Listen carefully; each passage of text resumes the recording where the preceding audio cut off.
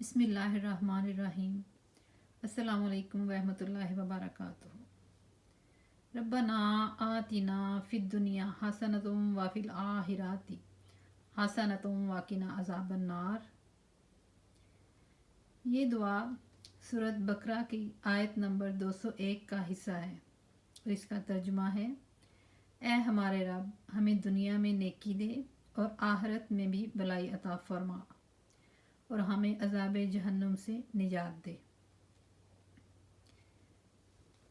ज़हूर इस्लाम से कबल मुशरिकीन मक्का अक्सर दुनिया के हसूल की दुआएं ही मांगा करते थे कि इस साल बारिशें अच्छी हो जाएं, गले अच्छे पैदा हो जाएं, औलादें बकसरत पैदा हों। लेकिन मुसलमानों के रसूलुल्लाह सल्लल्लाहु अलैहि वसल्लम ने यह दुआ बताई, क्योंकि मोमिनों की दुआएं दोनों जहान की भलाइयों की दुआएं होती हैं, इसलिए इनकी तारीफ़ें की गई हैं। इस दुआ में तमाम भलाइयाँ दीनों दुनिया की जमा कर दी गई हैं और तमाम बुराइयों से बचाव है, इसलिए कि दुनिया की भलाई में आफियत, राहत, आसानी, तंदुरुस्ती, घर बार, बीवी बच्चे, रोज़ी, इल्म, अमल, अच्छी सवारी, नौकर चाकर, गुलाम, इज़्ज़त, आबरू वगैरह तमाम चीज़ें आ गई हैं। और आखिरत की भलाई में हिसाब का आसान होना, घबराहट से निजात पाना, नामाए अमाल का दाएं हाथ में मिलना, पुल सरात से आसानी से चले जाना, बलाहिर इज़्ज़त के साथ जन्नत में दाखिल होना सब आ गया है। फिर इसके बाद अज़ाब जहन्नुम से निजात चाहना। इसका ये मतलब है कि ऐसे इसबाब अल्लाह ताला मुहैया कर दे, मसलन हराम कारियों से इज्तनाब, गुनाह और बदकारियों का तर्क करना वगैरह भी शामिल है। रसूलुल्लाह सल्लल्लाहु अलैहि वसल्लम इस दुआ को कसरत से पढ़ा करते थे। हज़रत कतादा रहमतुल्लाह अलैह ने हज़रत अंस रज़ी अल्लाह तआला अन्हु से पूछा कि रसूलुल्लाह सल्लल्लाहु अलैहि वसल्लम ज़्यादातर किस दुआ को पढ़ते थे, तो आपने जवाब में ये दुआ बताई। इसीलिए हज़रत अंस रज़ी अल्लाह तआला अन्हु खुद भी जब कभी दुआ मांगते तो इस दुआ को ना छोड़ते थे।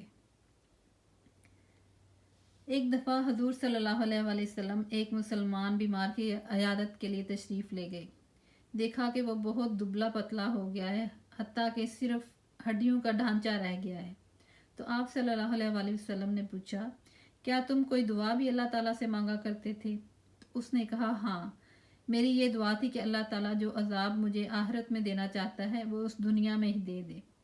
तो आप सल्लल्लाहु अलैहि वसल्लम ने फरमाया, सुबहान अल्लाह, किसी में इस बर्दाश्त की ताकत है कि वो अल्लाह के अजाब को बर्दाश्त कर सके? तो आप सल्लल्लाहु अलैहि वसल्लम ने ये दुआ, रब्बना आतिना फिद दुनिया हसनतम व फिल आखिरति हसनतम व किना अज़ाबन नार पढ़कर सुनाई और उसको पढ़ने को कहा। चुनांचे बीमार ने अब इसी दुआ को पढ़ना शुरू कर दिया और अल्लाह ताला ने उसे शिफा दे दी।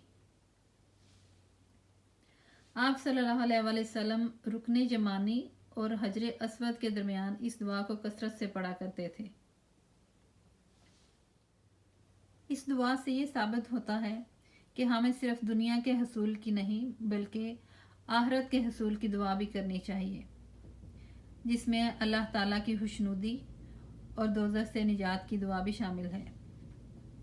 लेकिन दुआ की कबूलियत की कुछ शराइत भी हैं, जिनमें सबसे पहली शर्त हलाल रोज़ी का होना है, जिसके बारे में रसूलुल्लाह सल्लल्लाहु अलैहि वसल्लम ने फरमाया कि एक शख्स लंबा सफ़र तय करके आता है, वो प्रागंदा बालों वाला है, गुबार आलूद है, अपने हाथ आसमान की तरफ उठाकर दुआ करता है और गिड़गिड़ा कर अल्लाह ताला को पुकारता है, लेकिन उसका खाना पीना, उसका लिबास, ग़ज़ा सब हराम के हैं, इसलिए उसकी उस वक्त की ऐसी दुआ भी कबूल नहीं होती।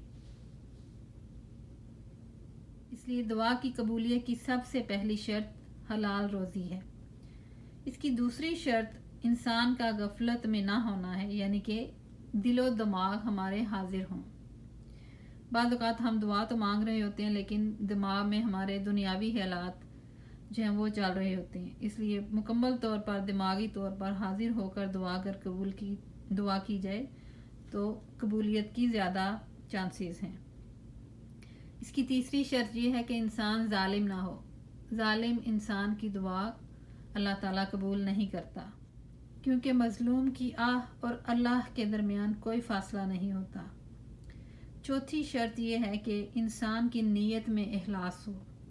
जो दुआ खुलूस नीयत के साथ की जाए अल्लाह ताला उसे ज़रूर कबूल फरमाता है। पांचवी शर्त यह है कि इंसान मुसलसल गुनाह के काम ना करता चला जाए। रसूलुल्लाह सल्लल्लाहु अलैहि वसल्लम ने फरमाया कि दुआ मोमिन का हथियार है और दीन का सतून है। एक और हदीस में रसूलुल्लाह ने फरमाया, दुआ करने से ना थको, इसलिए कि जो दुआ करता रहता है वो हलाक नहीं होता। एक और जगह पर रसूलुल्लाह सल्लल्लाहु अलैहि वसल्लम ने फरमाया, आदमी अगर दुआ की कबूलियत में जल्दी ना करे तो दुआ ज़रूर कबूल होती है। दुआ की कबूलियत में तहज्जुद का वक्त ख़ास है। इसके बाद अज़ान का वक्त जो है उस वक्त की दुआ कबूल होती है। अज़ान और अकामत के दरमियान का जो वक्त है वो भी कबूलियत का वक्त है। फ़र्ज़ नमाज के बाद दुआ कबूल होती है। जुमा के दिन जब इमाम मंबर पर चढ़े ताकि जुमा ख़त्म हो जाए, वो भी कबूलियत दुआ का वक्त है। जुमा के दिन नमाज असर के बाद की आखिरी सात यानी नमाज असर से आखिर तक दुआ की कबूलियत का वक्त है। दुआ करने का सही तरीका ये है कि इंसान किबला रुख होकर बैठे, पाकीज़ा हालत में हो।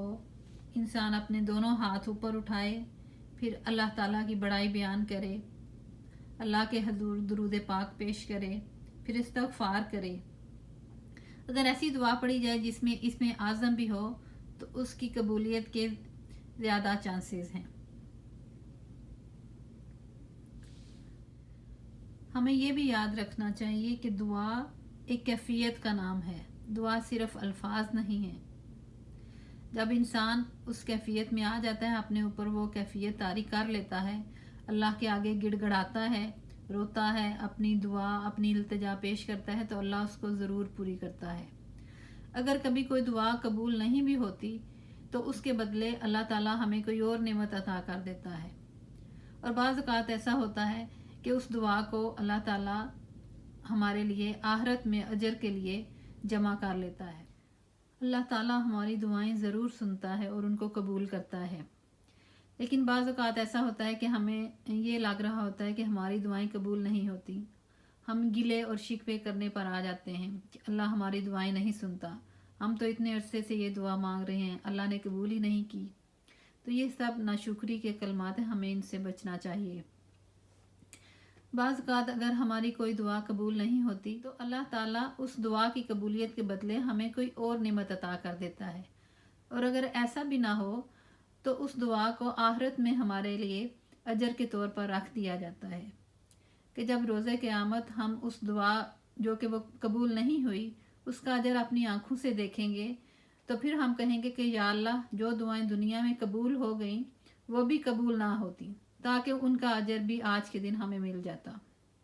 इसलिए हमें चाहिए कि दुआ की कबूलियत में जल्दी ना करें, बल्कि मुसलसल दुआएं मांगते रहें, ताकि अगर कोई दुआ कबूल नहीं भी होती तो आखिरत में हमें रोज़े क़यामत उसका अजर मिल जाए। अस्सलामु अलैकुम वरहमतुल्लाहि वबरकातुहू।